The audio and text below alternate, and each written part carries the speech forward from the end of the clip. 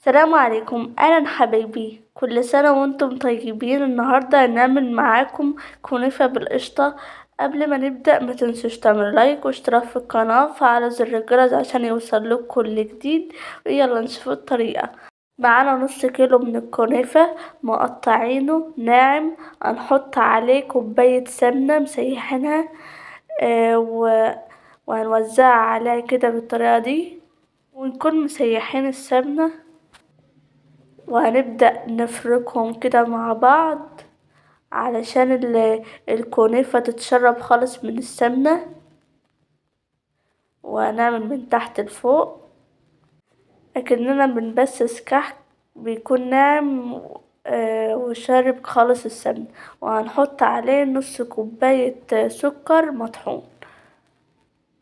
بنحط السكر بعد السمنة عشان ما يكونش فيه ما تعملش كعكيل، ونقلب كله مع بعضه ومن تحت لفوق عشان كله ياخد من السكر والسمنة. وهنفضل نقلب كده حوالي 5 دقايق. وبعد ما قلبناها كويس هنجيب صينية وهندهنها سمنة، وتحط كمية حلوة كده عشان ما تلزقش فيها لما تيجي تقلبها بعد كده. وهنفردها في الجنوب ومن تحت كويس، وهنبطن اللحوم خالص بالسمنة ونرجع لكم تاني. وبعد ما فردنا السمنة خالص كده هنحط اول طبقة من الكنافة، هنوزعها الاول كده وبعدين بعد ما نغطي الصينية هنبدأ بقى نضغط عليها بالشكل ده، وهنعملها حواف من الجنوب، وهنجيب صينية ونضغط عليها خالص عشان ما تفكش معانا. بعد كده ضغطتها كويس. دلوقتي هنعمل القشطة. معانا 4 كوبايات من اللبن، نحط عليهم 5 معالق كبار من النشا، كل ده على البارد، وهنقلبهم كويس عشان النشا تدوب. وبعدين هنولع عليهم النار متوسطة. واول لما المهلبية بتاعتنا هتربط معانا هنحط عليها 3 او معلقتين قشطة، وهنقلبها كويس فيها.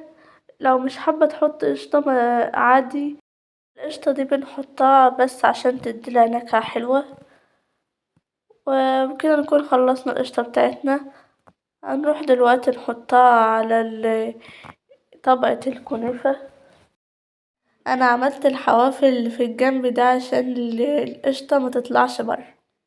لو بتحبي قشطة قليلة حط قشطة قليلة، في اللي بيحب القشطة الكتيرة يحط قشطة كتيرة.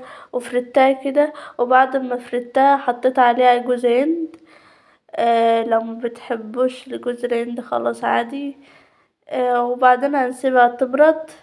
وبعد ما بردت بالشكل ده هنحط الطبقة التانية من الكنافة، هنفردها كده. وبعد ما فردنا خالص طبقة الكنافة هنبدأ نضغط عليها كده.